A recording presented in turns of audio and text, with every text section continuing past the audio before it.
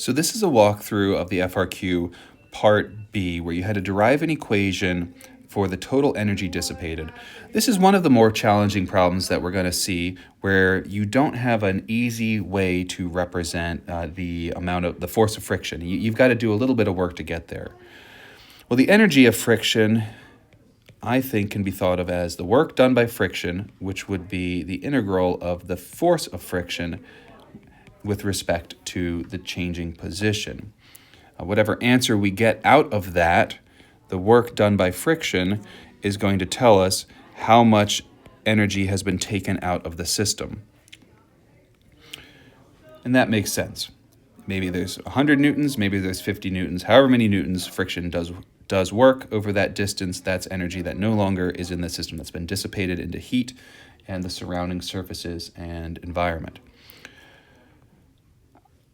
I think it's important to take into account that we know the total mass of the chain, we know the length of the chain, and this is setting us up to use the idea of linear mass density. This is going to be right on our formula sheet. This is going to be coming at us in different ways throughout the course.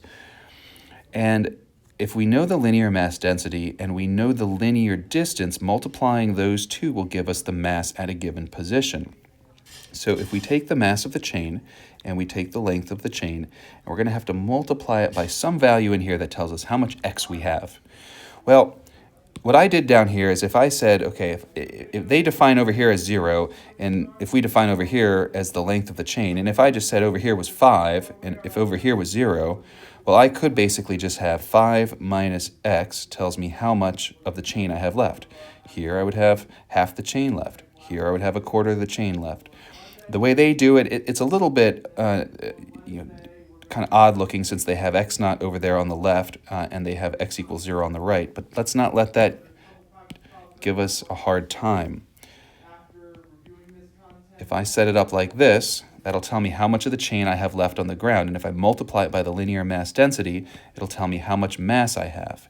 I'm almost there to the friction force. The friction force is going to be equal to coefficient of kinetic friction times the normal force. And in this case, the normal force becomes the linear mass density multiplied by how much of that linear mass I have left.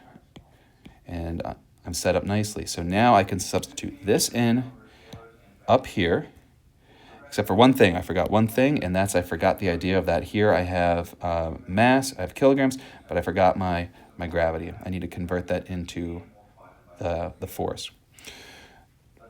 Let me give myself a little bit more space.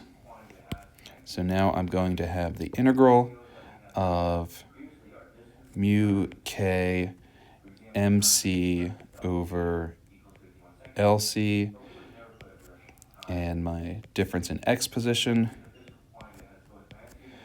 multiplied by g and dx. Now this looks like a big soup of disaster for some of you folks who maybe haven't had as much integration practice in your calculus class, but take a look. That's a constant, that's a constant, that's a constant. Pull those out, and then it's a much easier problem. We should also define our limits of integration over here, and that's important. We're starting at 0, it's right down there, and we're ending at x naught like that. So when pulling out all of those constants,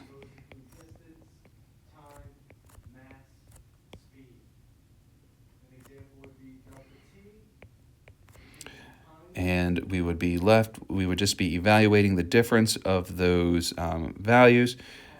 And x naught is also a constant. So what we would get in there is we would get x times x naught minus x squared, and we would have that over 2. And that would be evaluated between 0 and x naught. And then after plugging in x naught into x, you should end up getting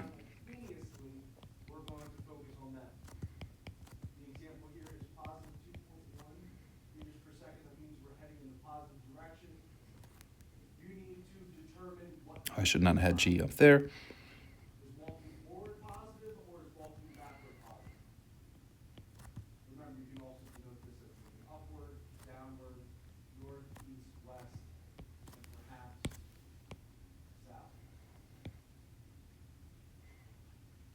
So after substituting all that in, that is what we should get, where we got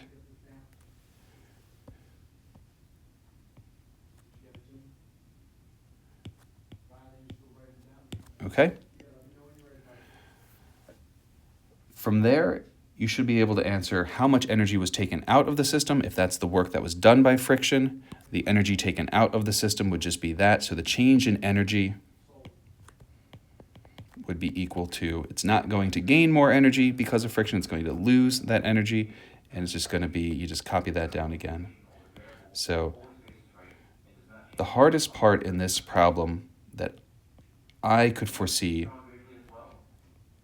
you having is coming up with a solid way to represent how much of that length and how much of that mass do you have with respect to the changing x. And we use the linear mass density, coming up with an equation then representing the mass with respect to length, taking the total mass over the total length because it is uniform, and over here is our changing x. So that would be our answer to part B for this problem. That's how much energy was lost. I hope you found this helpful.